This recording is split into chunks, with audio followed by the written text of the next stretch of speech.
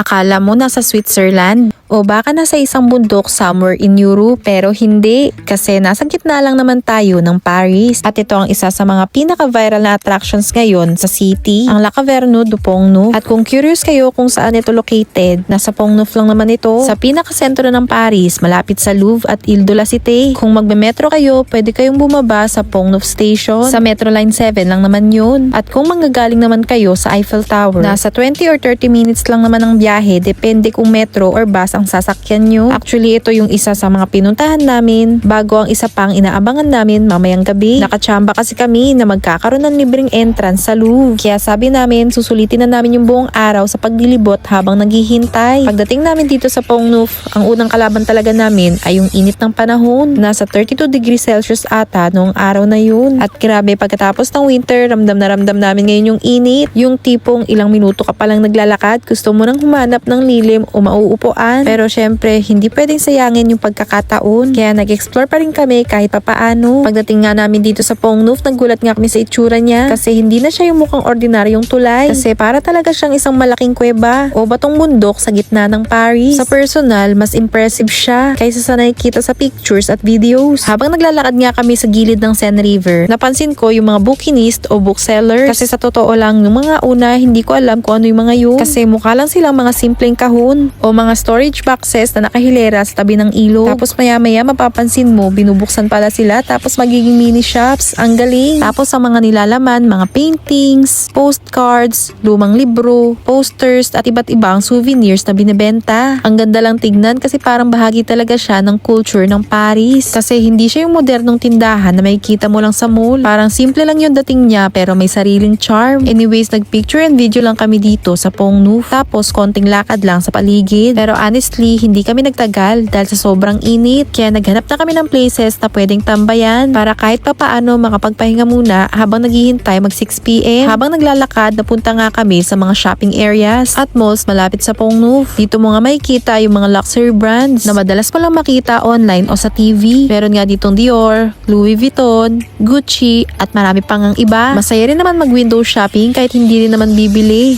Kaso ang problema, wala kami makitang mauupuan sa loob. Kaya lumabas na lang kami at naghanap ng spot sa labas. Buti na lang may nakita kaming upuan sa ilalim ng puno. May lilim at medyo presko kaya doon muna kami tumambay. Minsan yun lang talaga ang kailangan mo kapag buong araw kang naglalakad. After nun, medyo nagutom na nga rin kami kaya naghanap na nga rin kami ng makakainan. Sakto, may IKEA na malapit kaya doon na kami pumunta para mag-snack. Isa sa mga gusto ko sa IKEA kapag nasa Europe ka. Syempre, sobrang mahal din kumain kung lagi ka magre-restaurant. Sa IKEA kasi medyo affordable yung food compared sa ibang places sa city center. Tapos may free charging station pa. Kaya perfect siya kung gusto mo makatipid habang nagta-travel. Kumain muna kami, nagpahinga ng konti at nagpalamig bago ulit maglakad. Since alas 6 pa yung libreng entrance sa Louvre, marami pa kaming time. Kaya imbis na umuwi, naglibot-libot muna kami sa paligid. Window shopping, lakad dito, lakad doon, tingin-tingin sa mga stores at simpleng enjoy lang sa atmosphere ng Paris. Since weekend nga at maaraw, sobrang dami nga ring tao na nasa labas. Bine-benefit nila yung init ng araw kasi sa Europe, mas maraming winter kesa sa summer. At alam nyo ba na ang mga tao sa Europe, sobrang simple lang talaga ng buhay nila. Enough na sa kanila yung simpleng paglalakad o pagtambay sa park at simpleng kwentuhan. By the way, dahil nga magdi-dinner na niyan, kumain nga muna kami dito ng sushi na worth 9.95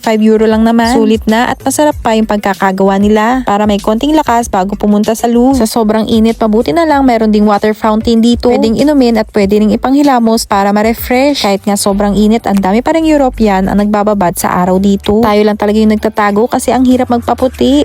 By the way, nakapunta na ba kayo sa Pont-Neuf? O kung bibisita pa lang kayo sa Paris, ito ba yung isa sa mga gusto nyong puntahan? Comment nyo naman sa baba kung ano yung paborito nyong spot dito sa Paris. At kung nagustuhan nyo yung video na to, huwag kalimutan mag-like, comment at mag-follow para mas marami pang France life experiences ang ma-share ko sa inyo. See you sa next nating kaganapan. Over. Peace. By the way, buti na lang may free toilet dito kasi ihi na rin ako.